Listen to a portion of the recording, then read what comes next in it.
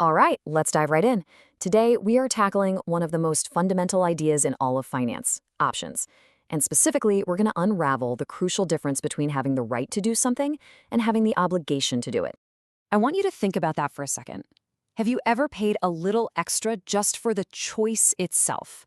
Not for the thing, but for the option to get the thing later. Because if you can wrap your head around that, you're already most of the way to understanding how options work. You know, this is a fantastic way to think about it.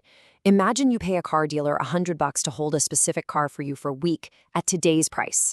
Now, if a new report comes out and that car's value suddenly doubles, your choice to buy at the old price is incredibly valuable. But if you find a better deal somewhere else, what happens? Nothing. You're not forced to buy it. You just walk away, and all you've lost is that small holding fee. See? You bought the right, not the obligation. So, to really nail this down, we're going to break it into 5 parts. First, what exactly is an option contract? Then, we'll meet the 2 key players. We'll follow the money, understand where the real power lies, and finally, see how it all cashes out with profit and loss. Okay, first things first. What exactly is this thing we're talking about? Let's get a proper definition. At its core, an option is simply a contract.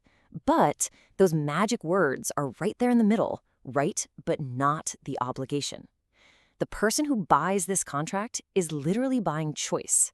They're buying flexibility. They have all the power to act, but they absolutely don't have to. And everything, the what, the how much, the by when, it's all locked in from day one.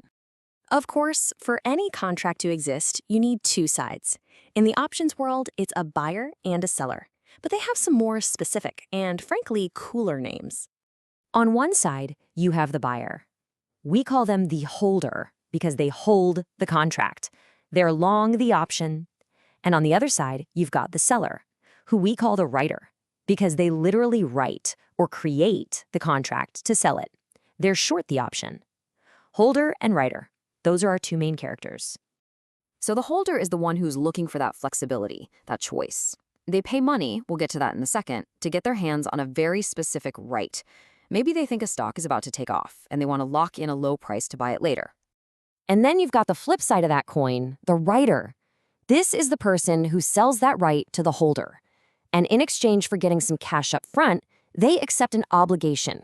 They're often betting that the stock price is going to stay put, allowing them to just collect some income. Now that we've met the players, let's follow the money. How does the holder actually pay the writer for this right? Well, the price tag on an options contract is called the premium. This is the non-refundable fee from our car dealership analogy. It's the cost of buying that choice. For the holder, it's a cost out the door. For the writer, it's cash in their pocket right away. And this lays out the initial transaction so clearly. The holder pays the premium, so that's a debit from their account. They start the trade in the red. The writer receives that premium, and that's a credit into their account, so they start in the green. And this one simple exchange sets up their completely opposite financial goals from the get-go. Okay, this brings us to the real heart of the matter, the power dynamic. Who's actually in control here? This pretty much says it all, and it introduces a name for the kind of option we've been talking about, a call option, which is the right to buy something. The owner, the holder, is completely in the driver's seat. They have the choice, they have the power. They are never, ever forced to act. That is the value they paid for with the premium.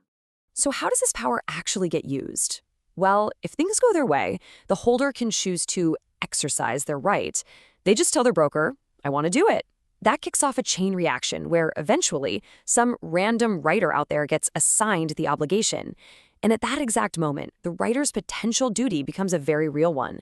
They have to follow through. The holder's choice triggers the writer's obligation. So when does a holder pull that trigger? They do it when the option has what's called intrinsic value. That's just a fancy way of saying it's in the money, meaning it's actually profitable to use. I mean, if you have the right to buy a stock for $50 and it's currently selling for $70, exercising gives you an instant $20 profit per share. That $20, that's its intrinsic value. And this right here, this sets up the fundamental conflict between our 2 players. The holder, who paid that debit, needs that option to gain value. They're cheering for it to go deep in the money. But the writer, who got that credit up front, they want the exact opposite. Their absolute best-case scenario is for that option to be totally worthless, out of the money, when it expires. That way, they just keep the premium, no strings attached. Okay, so let's see how this all plays out in terms of dollars and cents. Let's walk through a super clear example. So here's our setup. One call option. It gives the holder the right to buy 100 shares of a stock at $50 a share. To get this right, they paid a $200 premium. The writer, on the other side, got that $200 and now has the obligation to sell those shares for $50 if called upon. Let's play out two scenarios. First, the stock explodes to $70. The holder is thrilled. They exercise their right to buy at $50, an amazing deal. They're making money. Meanwhile, the writer gets assigned and is forced to sell their $70 stock for only $50. They take a loss. Now, what if the stock tanks to $40? Well, the holder's right to buy at $50 is completely useless. They just let the option expire and they're out the $200 they paid. But the writer, their obligation just evaporates into thin air and they get to keep that $200 as pure profit. This shows the risk profile perfectly. For the holder, the absolute most they can ever lose is the premium they paid. That's it. The risk is defined and limited.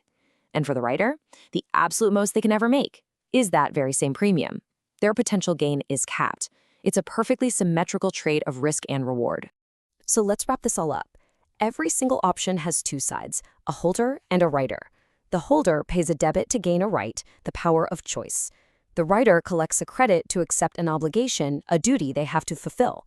And because of this, their financial goals are always, 100% of the time, directly opposed to one another. So that really just leaves one question. Now that you know the players and you understand the stakes, which side sounds better to you? Would you rather be the one who pays for the power and choice, knowing your loss is capped? Or would you rather be the one who gets paid up front to take on an obligation, hoping that obligation never comes due? It's all about what kind of risk you're willing to take. Thanks for joining me.